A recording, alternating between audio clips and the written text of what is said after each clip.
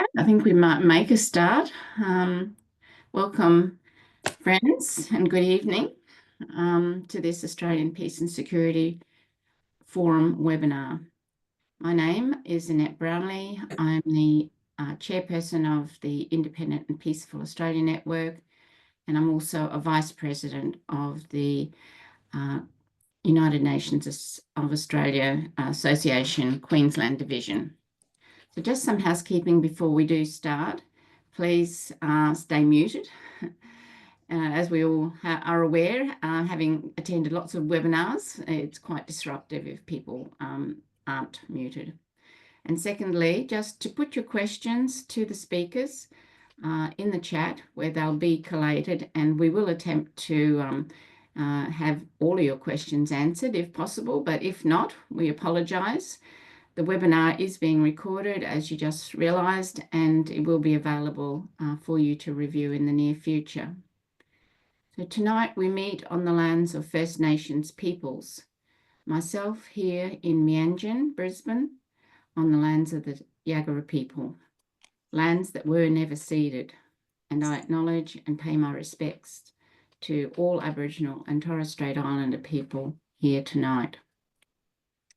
I think we will all agree that the world is in a volatile state. So many things happening just today, awful things. The United States and China have for quite some period now been contesting for great power supremacy, and that's really what tonight's webinar is focused on.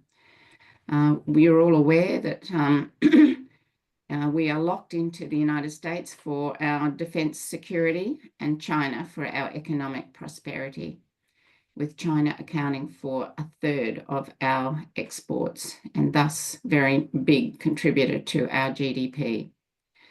Tonight, we will examine how Australia best navigates this challenge. And again, you'll be aware that in recent years, some have suggested that China is our greatest military threat.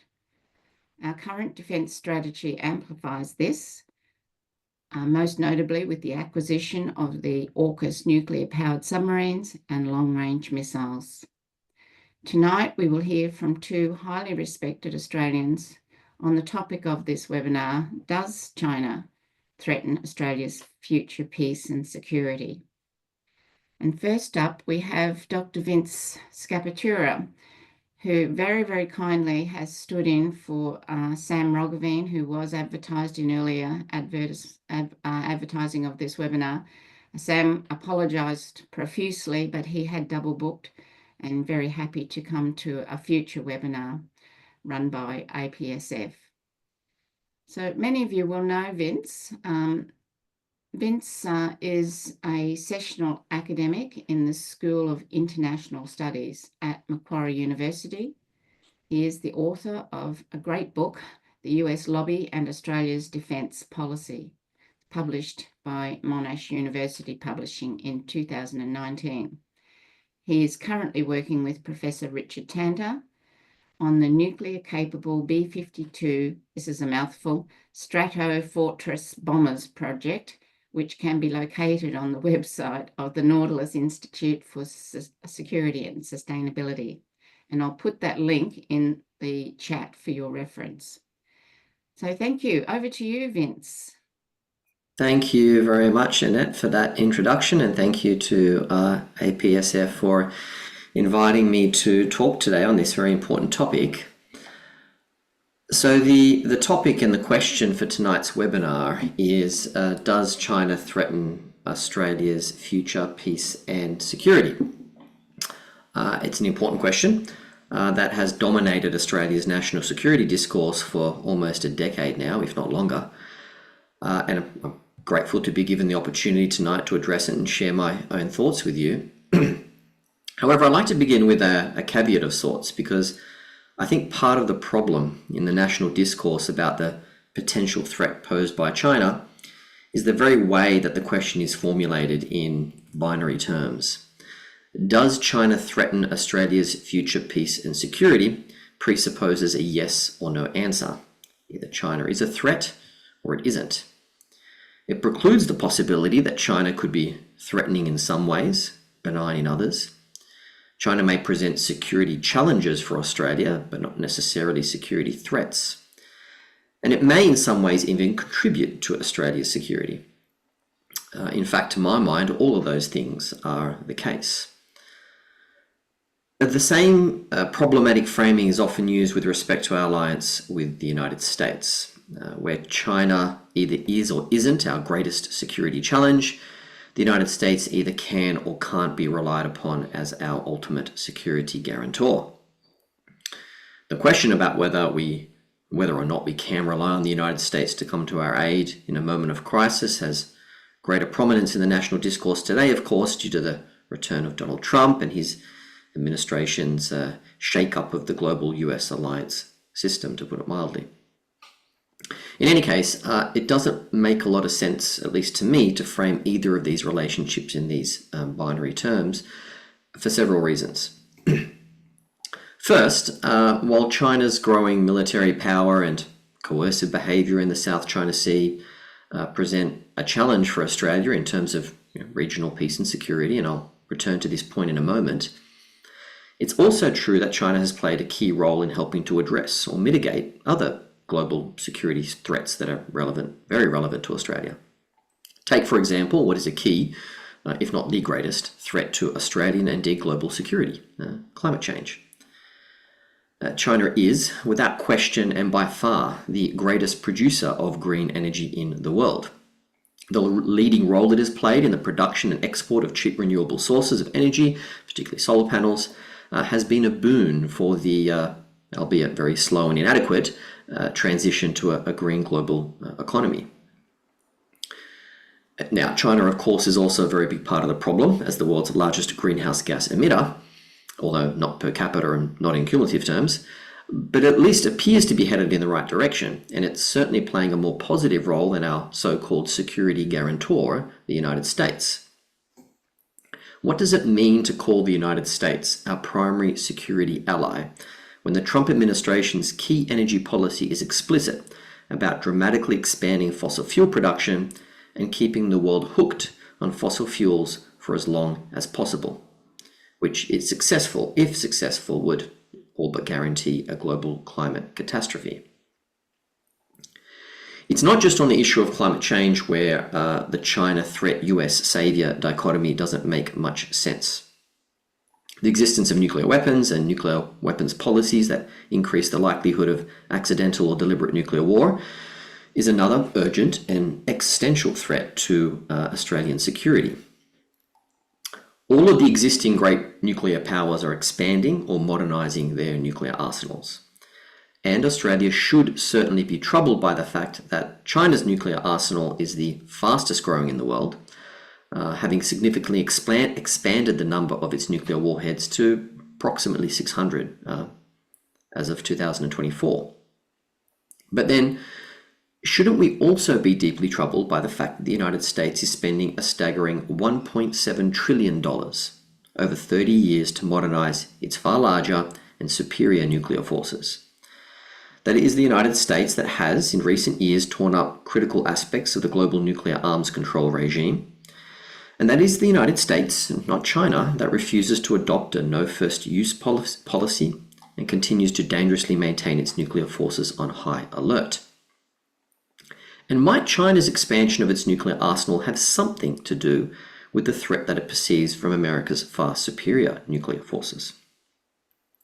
It is misleading at best, if not entirely contradictory, to frame China's investment in its nuclear arsenal as threatening to regional peace and security, but America's much larger investment in its nuclear arsenal as critical to the so-called nuclear umbrella that protects Australia from nuclear threats.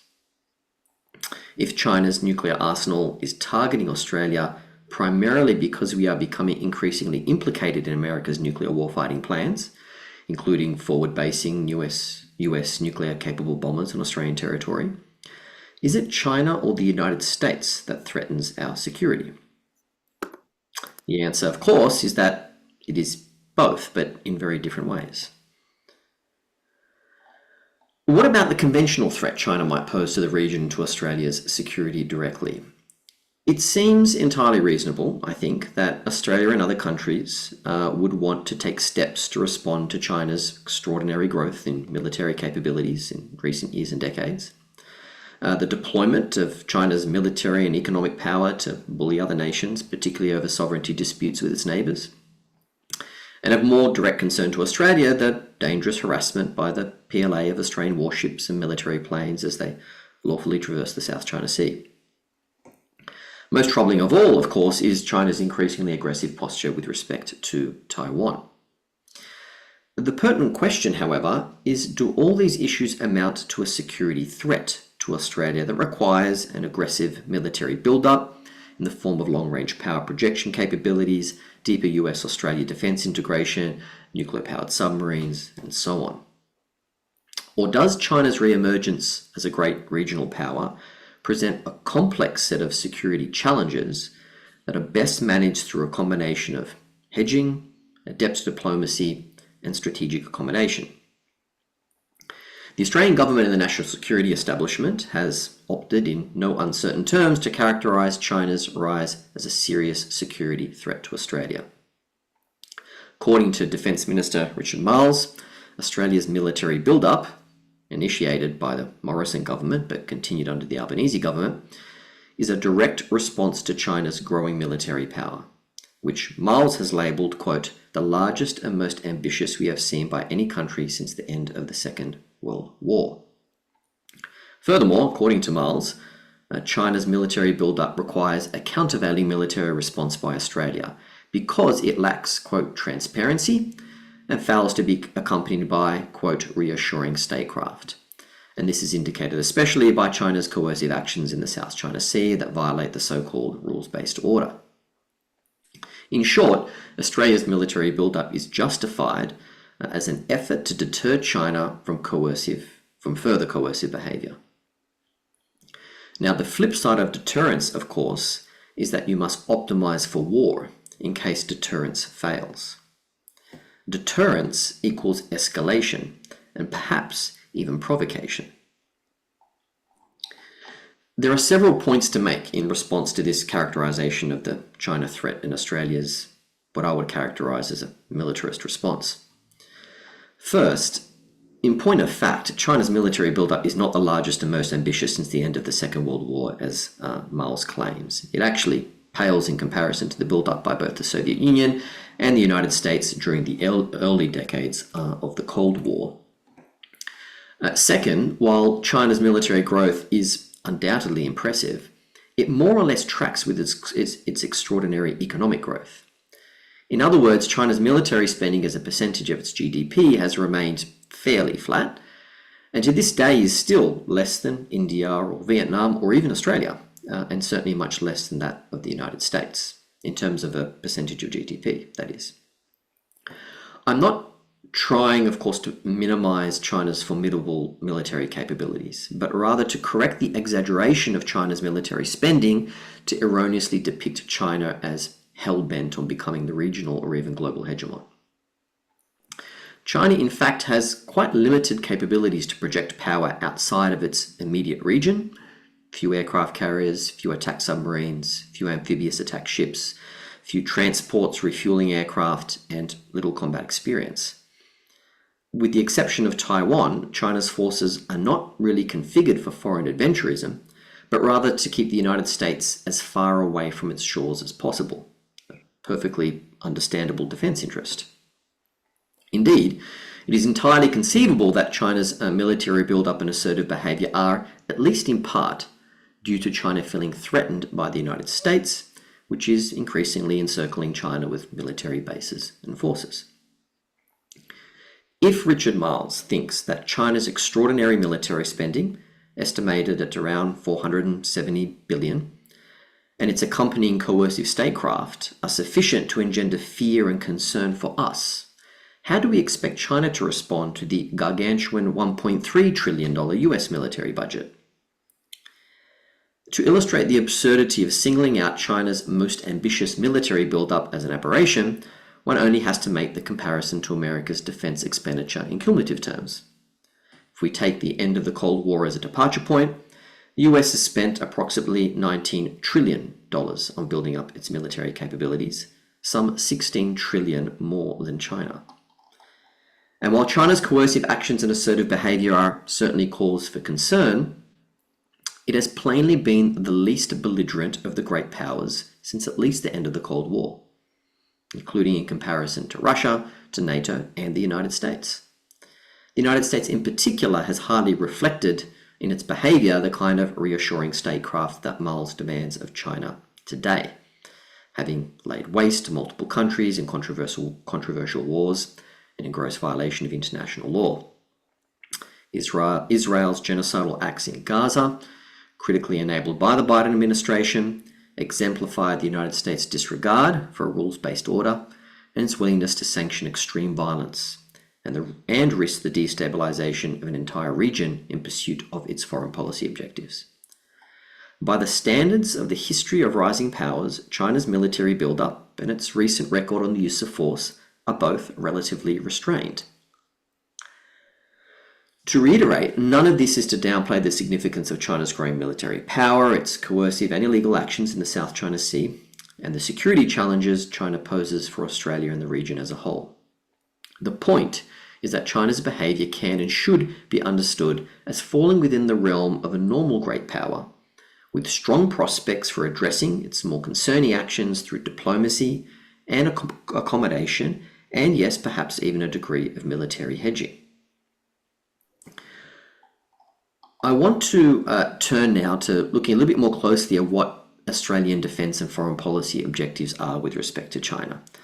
And to do so, one must first understand America's defence and foreign policy objectives with respect to China. And that's because although there are important differences, Australia and the United States share a similar strategic outlook for the Indo-Pacific that is bipartisan. It exists both broadly and deeply within both national security communities, and the US alliance, of course, forms the cornerstone of Australia's defence policy. At the broadest level, American defence and foreign policy in Asia is based on the objective of securing dominance. This is sometimes referred euphemistically as a leadership or primacy or hegemony, but they more or less refer to the same thing, a hierarchical international order with the US at the apex. This objective is framed in so-called realist security terms as necessary for preventing another potential hostile power from achieving dominance in Asia, which could then marshal the resources required to threaten the security of the United States. In other words, if we don't dominate Asia, some other hostile power may. Unless you believe in US exceptionalism, however, the notion that the United States is unique among empires past and present because it possesses benevolent intentions, then the objective to dominate Asia was and remains motivated not solely or even primarily by realist security concerns, but the familiar desire expressed throughout the ages for power, control, and wealth. There's not nearly enough time to run through the entire history, so I'll begin from a major turning point and deterioration in US-China relations from around 2017, which coincides with the first Trump administration, and that decisively shifted American policy toward China to one of strategic and economic containment, justified on the basis that China was now a rival of the United States, intent on displacing American hegemony. Now, while it has been a long-standing plank of Australian defence policy to support and facilitate American primacy in Asia, openly aligning with the United States to contain Australia's largest trading partner presented very unique challenges for Australian statecraft. In short, these challenges were overcome by what amounts to a concerted domestic propaganda campaign initiated by Australian security agencies in collaboration with the then Turnbull government that grossly exaggerated the danger of the Chinese Communist Party interfering in Australian politics to coordinate and mobilize wider political and public support for a more confrontational approach to China. The details of this domestic propaganda campaign are dealt with in the scholarly work of the Chinese politics and international relations expert Andrew Chubb from Lancaster University, who has an excellent paper on this. The successful manufacture of the China threat discourse helped to lay the foundation for the subsequent Morrison government to portray China's military rise as a direct security threat to the nation, requiring a radical shift in Australian defence policy, including the extraordinary decision to acquire nuclear-powered submarines via the AUKUS partnership. It is for this reason that AUKUS was viewed in Washington as, quote, getting the Australians off the fence, so that we are locked in now for the next 40 years, in the words of the then US Deputy Secretary of State Kurt Campbell. AUKUS is symbolic of a shift in Australian defence policy from a more independent policy of hedging against China's rise to a fully US-aligned policy of containment. I stress symbolic because AUKUS is merely the most visible element of a tectonic shift underway in Australian defence policy and the Australia-US alliance. At the same time that Morrison was negotiating AUKUS, a new set of US force posture initiatives were announced at Osmin in June 2021 to enhance military cooperation across multiple domains. Building on earlier developments, these initiatives are propelling the US-Australia alliance into uncharted terrain, directly integrating Australian bases into US war plans, rapidly establishing Australia as a major hub for multiple forms of US power projection, including expeditionary US Marines, strategic air bombers, and maritime, surface, and submarine forces. These initiatives have also expanded joint military exercises, enhanced interoperability and now interchangeability, positioning elements of the ADF, such as the Royal Australian Air Force, with the latent capability to provide full spectrum support to US forces operating out of Australia. What all these developments point to is that the Australian government has been reluctant to say out loud, but what is hiding in plain sight, that it has committed Australia to upholding US regional military dominance through its decision to retrain, retool, restructure the IDF for high-end joint combat operations in the Indo-Pacific, and position Australia as a critical node for supplying, maintaining, enabling, and protecting US forward-based forces, including nuclear-capable forces, as part of a collective strategy to contain China. Okay, I was going to conclude by way of examining the reaction to the recent three-ship Chinese naval task group that conducted live-fire drills in the Tasman Sea last month and resulted in a very sensationalist and alarmist media reaction. But I can see I'm getting close to my time limit. So perhaps I'll just end there, and if people are interested to ask for my opinion, for what it's worth, on that event and what I think it tells us about Australia-US and Australia-China relations, I'm happy to do so. Yeah, that's a good thing to do, Vince. Yeah, and we'll stick to time this way. And thanks very much for your presentation. Yeah, you've really brought up the whole issue of deterrence and escalation and where it all goes. So I'm particularly interested in how we in the peace movement challenge that whole idea of deterrence and just what it opens us up to. So we're going to now move to our second speaker of the night, and after the two speakers we'll have questions either in the chat, and please put your questions in the chat now so that we're prepared for those. Dr. Jocelyn Chey is the inaugural Executive Director of the Australia-China Council. He is a former senior diplomat at the Australian Embassy in Beijing and now is Adjunct Professor at the Institute for Chinese Arts and Culture at the University of Western Sydney. Jocelyn will offer her approach for Australia to live in peace and security with China. Thank you very much, Jocelyn. Thank you, Annette, and thank you for the invitation to participate in this forum. I'm going to cover some of the same ground as Vince, but I thought that I will take a more personal point of view as someone who's been involved in Australia-China relations over more than half a century. And let's begin perhaps at the beginning, by way of self-introduction.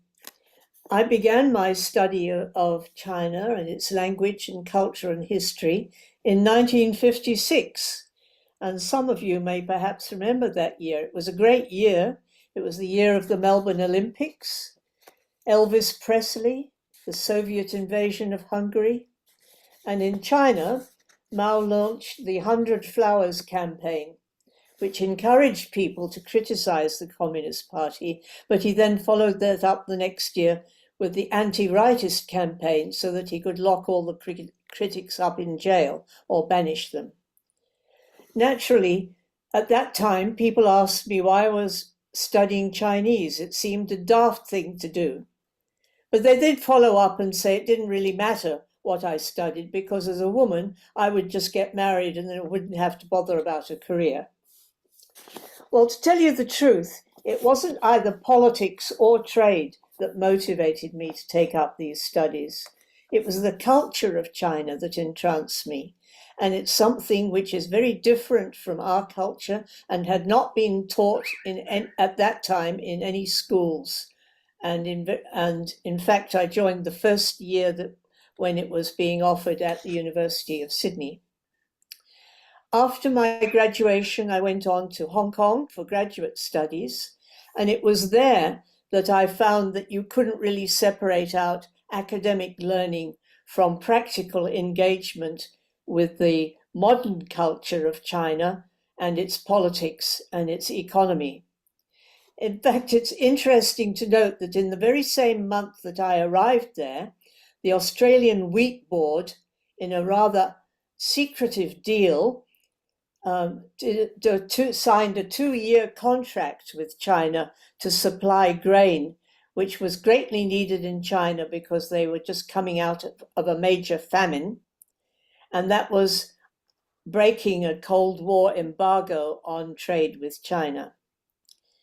It was that willingness to trust China, that is to sign a 2-year contract, not with all the money up front, but that China promised that they would pay successive deliveries, that was long remembered in China. And when I later worked there, it was often mentioned to me as a sign of Australia's willingness to trust the country.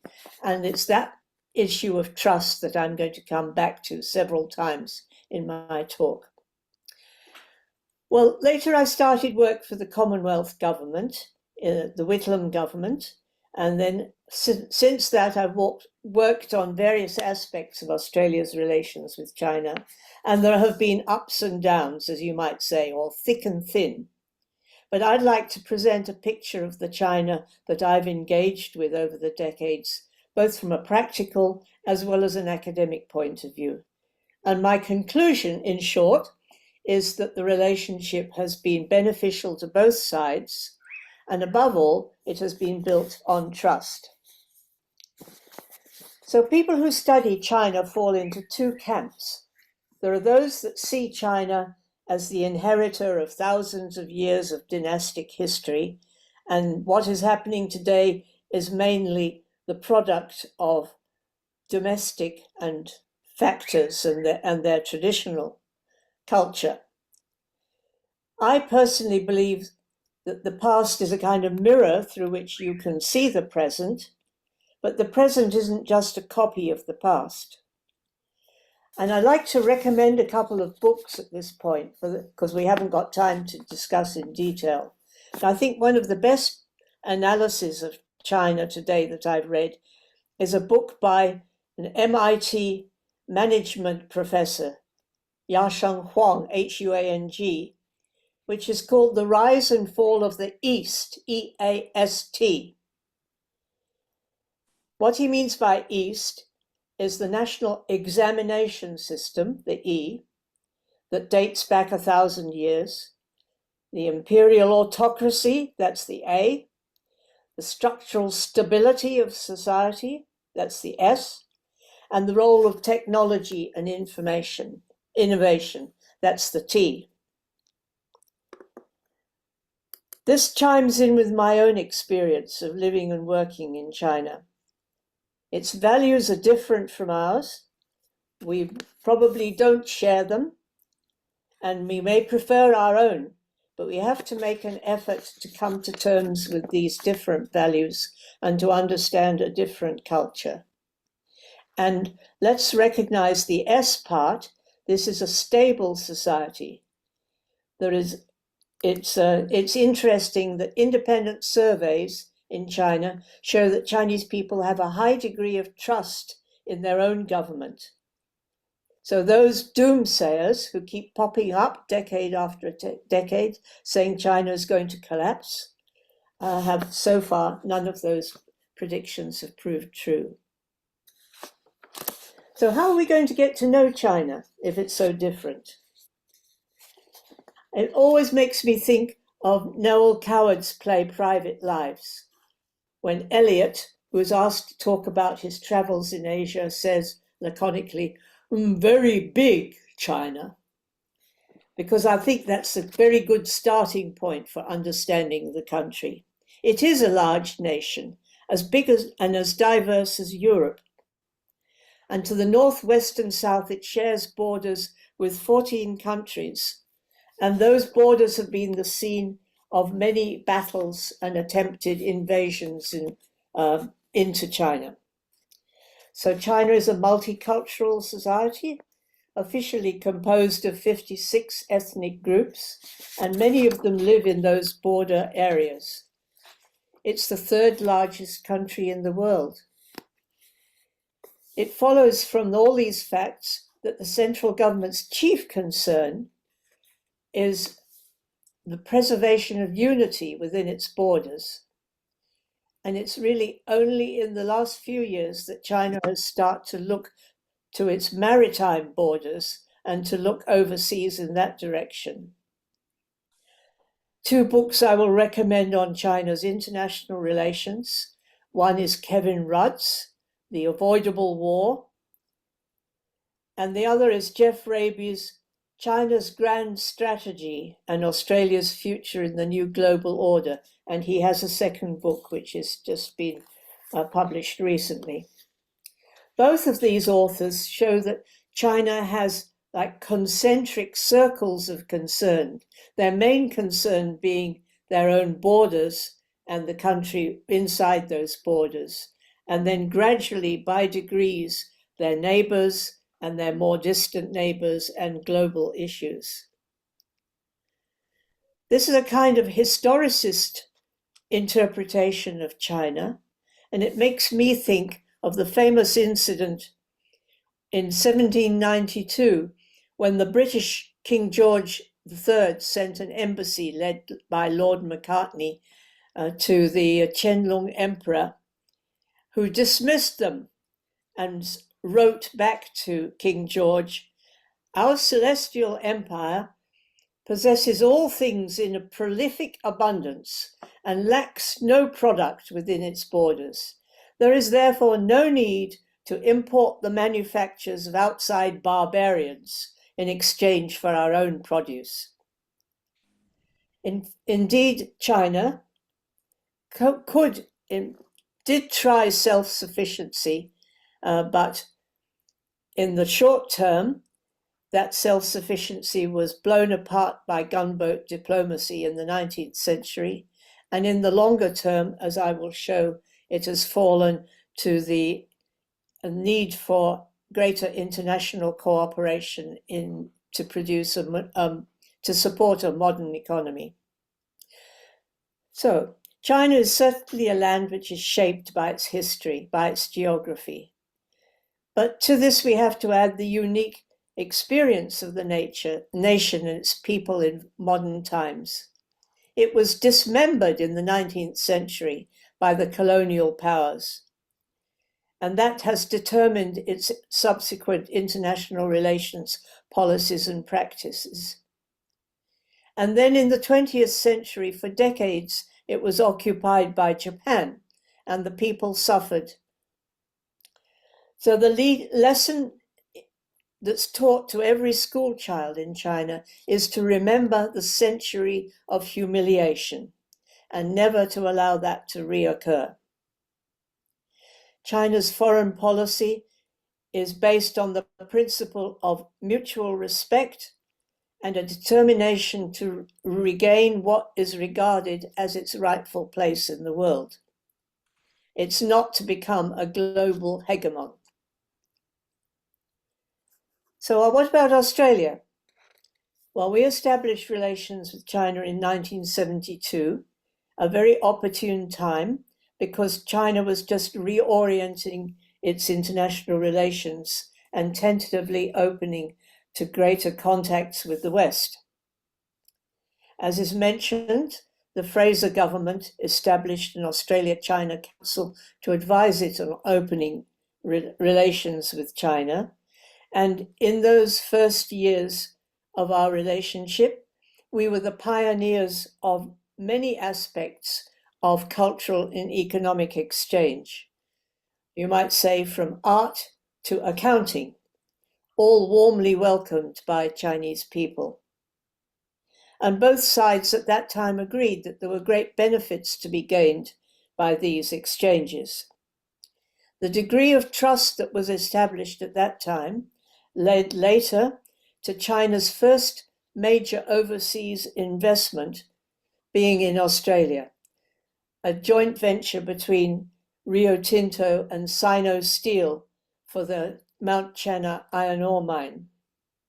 Now, an enterprise of that scale, taking more than 10 years to negotiate, requires trust from both sides and a recognition that both sides are going to profit from cooperation.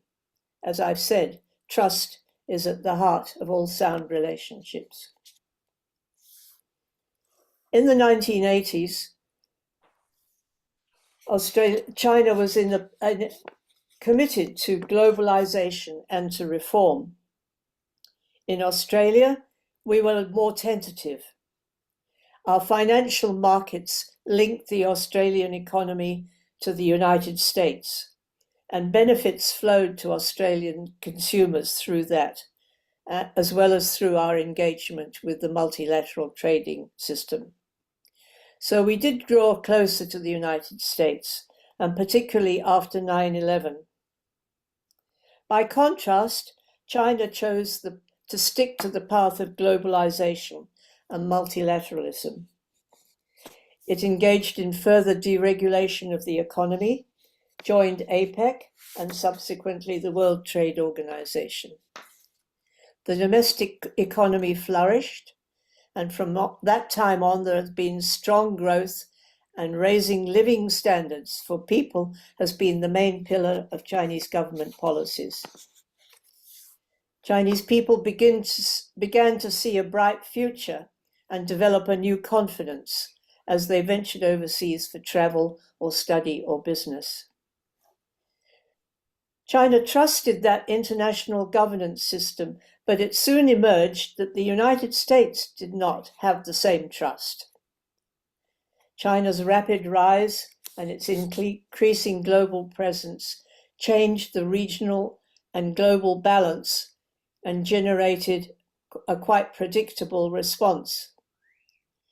I think American concerns came to a head at the time of the global financial crisis in 2008, when it was noted in Washington that it was Chinese investment in the United States and Europe that sustained financial stability.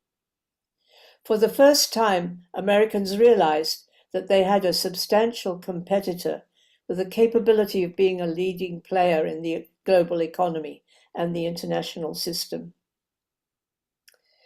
By the time of the midterm elections in 2010 in America, the economy had taken a downturn. And for the first time, we see anti-Chinese feeling in America being whipped up with a notorious and very dubious election campaign called The Chinese Professor, and you can find that video if you look on YouTube. It was put out by Tea Party allied parties, and it purported to show how university students in China were being instructed that America was in moral and economic decline and ripe for being taken over, so that in 10 years' time, China would own America. That kind of spurious anti-China propaganda has continued since then, but that's when it began in the United States. And it is currently led to anti-China feeling being practically universal in America, shared by both parties. We didn't react to that immediately in Australia. Our relationship with China continued to blossom, and the relationship proved to be very vital for our economy. As has been mentioned, China is a major export market. Now that trade barriers have been removed and Chinese students have returned to our universities, we resumed high-level visits. It's strange, therefore, that our trust in China continues to decline. Perhaps it's not strange, because in my view, it's due to the negative press that draws on American sources. Just give you one example. Recently, the press has whipped up concern about the ownership of Darwin Port by a Chinese-owned firm called Landbridge. Now, this port was leased to Landbridge for 99 years, 10 years ago, in an arrangement that was approved by the Liberal government. But recently, it's been having some financial problems. The director, Terry O'Connor, says that his parent company in China is keen to retain ownership of the port. Surely, over 10 years, you would think that trust had been established between both sides, and there have been no reports of any security issues. However, Raylene Lockhorst of the Australian Strategic Policy Institute now says that continued Chinese ownership would pose a significant risk to Australia's security. Where does this idea come from? So in 20 years, the Chinese economy has continued to grow. It's now the world's second largest. It's a global leader in manufacturing and has great advances in technology such as AI and robotics. In fact, on my last visit to China, I had great difficulty keeping up with the level of technology that applies to services and the service sector in particular. The government has invested very heavily in infrastructure such as roads and high-speed railways. There's a growing middle class. Many problems remain. The population aging, the environment has been affected. There's a shift in employment from manufacturing to high tech, and that's caused some youth unemployment. But generally, as I said, Chinese people have trust or faith in their government and believe that the Communist Party is committed to their welfare. To me, the greatest change in China that I've seen has been in the mentality of the people. There are 11 million university graduates in China every year. And the young people are now part of the international community of ideas and information. They enjoy many more freedoms than their parents. Yes, economic growth has slowed recently, that's true, but the government is still forecasting growth of 5%, which is not too shabby. It may mean that households buy cheaper cars, but they're still buying cars. Students are still going to go and study overseas. China is really now integrated into the global economy, and they count on stability. They hope for stability in the international environment to allow them to engage fully. That's a national policy. And it's inevitable because of the degree of advanced technologies and communication systems which cannot be reined in with a national boundary. And as has been mentioned by Vince, the major challenges that we face in the world are global. You can't tackle climate change without international cooperation. So we have to get to know China better. Now, how are we going to do that exactly? I'm going to conclude just by quoting a few words from Chinese government spokesman, in fact, from their foreign minister. The recent National People's Congress saw Foreign Minister Wang Yi holding a press conference on the side, in which he gave a very good outline of China's foreign policy. I recommend you the whole text, but it's 90 minutes, so I will give you a summary. In short, he presents China as a responsible and stable global power, and without saying it explicitly, he draws comparisons with Trump's America and his chaotic pronouncements. He said, now a few quotes, "We're living in a changing and turbulent world where certainty is becoming a scarce resource. The choices made by countries, especially major countries, will determine the trajectory of our times and shape the future of the world. China's diplomacy will stand firm on the right side of history and on the side of human progress. We will provide certainty to this uncertain world." A few more points. He said, "We will be a staunch force defending our national interests." He said, "We will be a just and righteous force for world peace and stability." He said, "We will be a progressive force for international fairness and justice. We will uphold true multilateralism and bear in mind the future of humanity and the well-being of the people. We will promote global governance that is based on extensive consultation, joint contribution, and shared benefit. We will observe the principles of the United Nations Charter and build consensus for an equal and orderly multipolar world. And finally, we will be a constructive force for the common development of the world. We will continue to expand high standard opening up and share the opportunities of Chinese modernization with all countries. We will safeguard the multilateral free trade system, foster an open, inclusive, and non-discriminatory environment for international cooperation, and advance a universally beneficial and inclusive economic globalization. Now, some people might say that's just government propaganda. Let's see what happens. Indeed, let's see.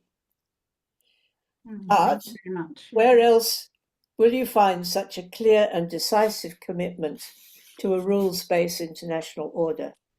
Surely, at the very least, it offers a potential way forward for us and for our region. It's a question of who we should trust.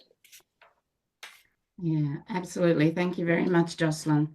It was a really wonderful overview of history and the substance of the Chinese culture and their people. I think the two words that I will take out of yours and Vince's talks, on Vince's side, where he talked about the US need for dominance, and in the words that you've just read out now, at least there are words that are projecting a much more stable and cooperative future for the world. The problem comes back to trust, doesn't it, as to whether the Australian community and people believe the words that have been said. So again, a big thank you for your introduction and talk about all this, Jocelyn. We have got some questions in as you've been talking, and I'm going to open up with the first one, and it is, what is your opinion, this is to Vince, on the 3-ship incident, from Mark Beeson. Is it possible that Australian policymakers could use Trump as an excuse to gracefully withdraw from the alliance? Over to you, Vince. Okay, so there's a couple of questions there. So the first one was on the 3-ship Chinese naval task group that got a lot of media attention last month. So yeah, my reaction, first of all, I mean, there was lots of, predictable, sensationalist, alarmist media commentary, the coalition attempting to portray the Labor government as weak in the face of Chinese intimidation and so on. What was interesting and I think noteworthy is that the Albanese government was at pains actually to point out that the Chinese vessels were in international waters, and that they acted consistently with international law. There was some criticism about the short notice provided regarding the live fire drills and so on. But Richard Marles came out and said, look, everyone needs to take a deep breath. There is actually greater frequency of Australian naval vessels closer to China than there are Chinese vessels closer to Australia, and so on. Now, this is not the first time this kind of incident has happened. We've had a Chinese intelligence ship visit Australia during Talisman Sabre on a couple of occasions, and again, there's a bit of a media beat up. And in each case, the government at the time tends to portray the situation like Richard Marles has, right? We undertake intelligence, surveillance, reconnaissance missions around China. They're now starting to do some around here. This is all legal. We do it, they do it. There's nothing to see here. That kind of comparison, though, I think is very misleading. And the reason is because of the following. So Australian ISR activities in the South China Sea include things like dropping sonobuoys from maritime surveillance aircraft, which are used to detect the acoustic signature of Chinese submarines. This information is now, we know, through the AUKUS partnership, shared with the United States, to enable their hunter-killer submarines to then trail and sink Chinese vessels, at the outbreak of hostilities. But more significantly, Australian ISR activities contribute what is a very huge and bewildering array of American ISR capabilities that conduct hundreds of missions every year along China's coast. It's a vastly superior force to anything that China has. And it's not just about the quantity. It's quite likely that Chinese capabilities are substantially inferior to those of the US in several ways.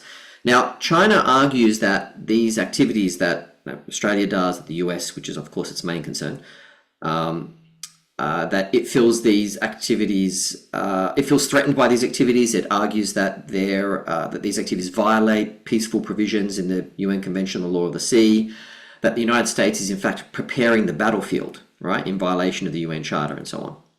Now, I don't know whether these allegations are valid or not valid. It's kind of a contested area in international law, and there's a bit of debate about it. But the point is that China feels threatened, seriously threatened by these, military activities, these intelligence ISR activities right near its coast, and, understandably so. You can imagine what the reaction would be if we had hundreds of Chinese intelligence ships, dropping sonobuoys and trying to detect our submarines and so on. And so, by persisting with these kinds of operations, as we are in the South China Sea, and as America is, it increases the likelihood of a clash between American Chinese or even Australian Chinese ships and aircraft, which could be the trigger to spiral, into a war. And there have been a number of close incidents like that. Now, there may very well be good prospects for addressing these issues diplomatically, which is really where we should start.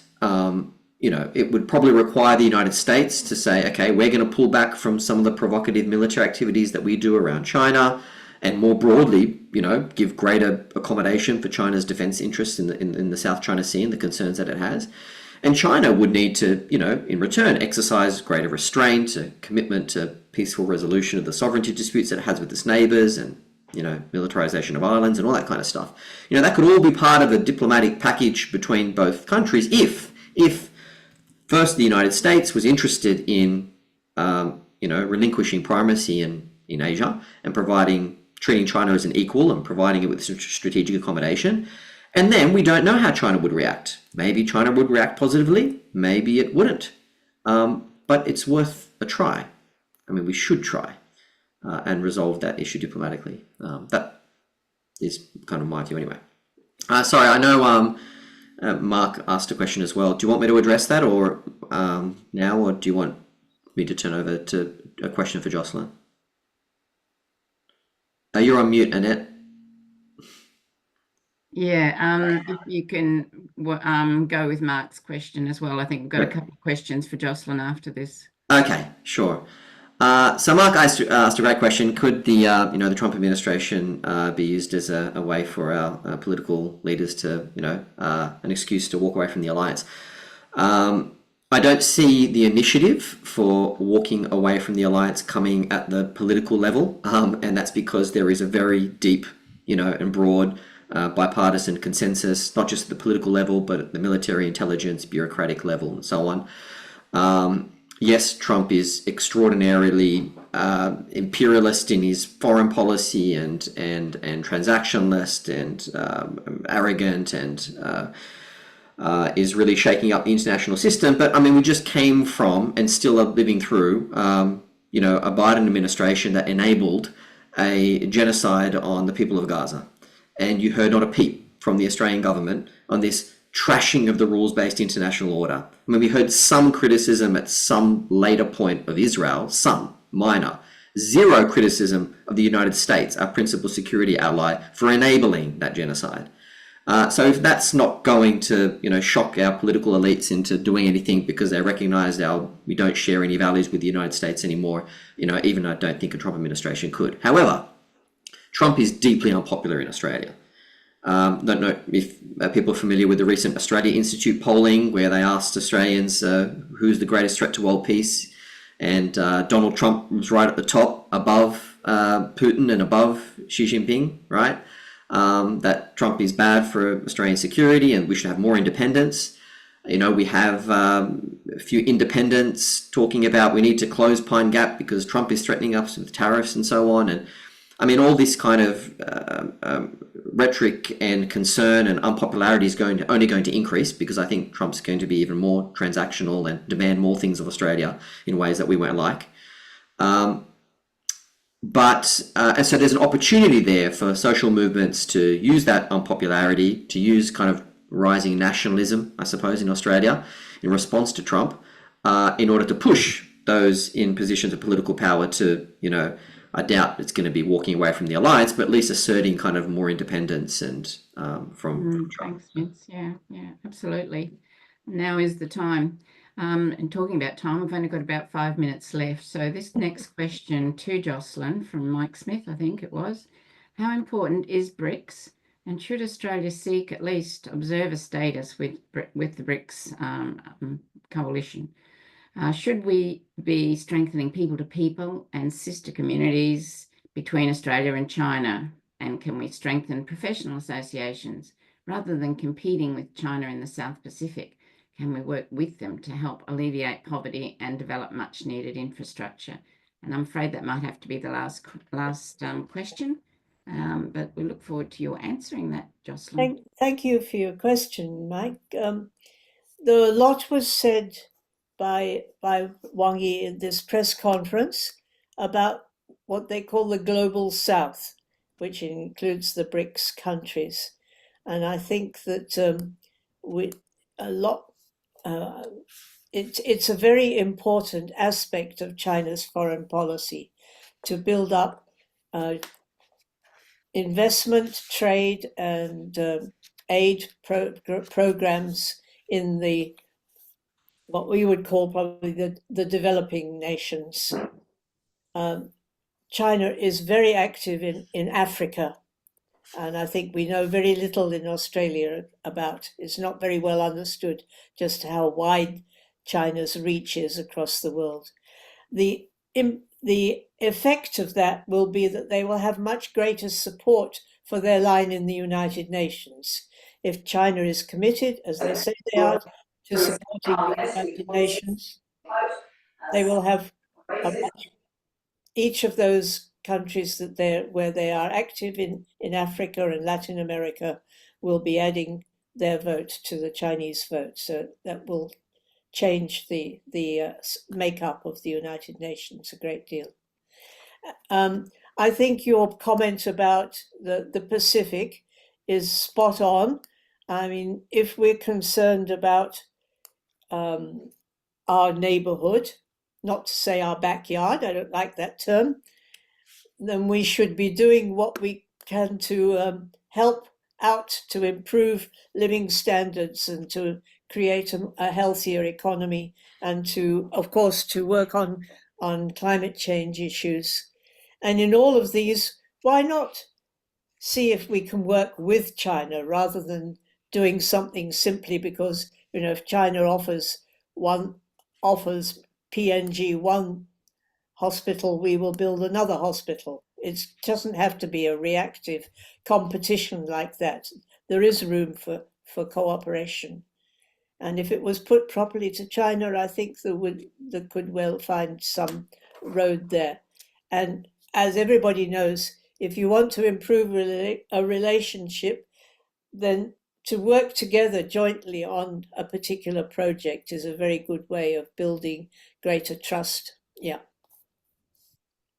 On that note, I think that's a very important note to end on when we talk about cooperation and trust. They don't come easily, they have to be worked for. And I think we have seen an improvement in the relationship with the Labor government for all its various weaknesses on international relations. It's certainly, we're in a whole lot better position than we were at the end of the last government. So thank you very much to Vince and to Jocelyn for your time and your expertise. And we look forward to working with you into the future. And to all that have attended tonight, thank you very much for being here. And the recording will be made available to you in the relatively near future. Good night. Thank you. Good night.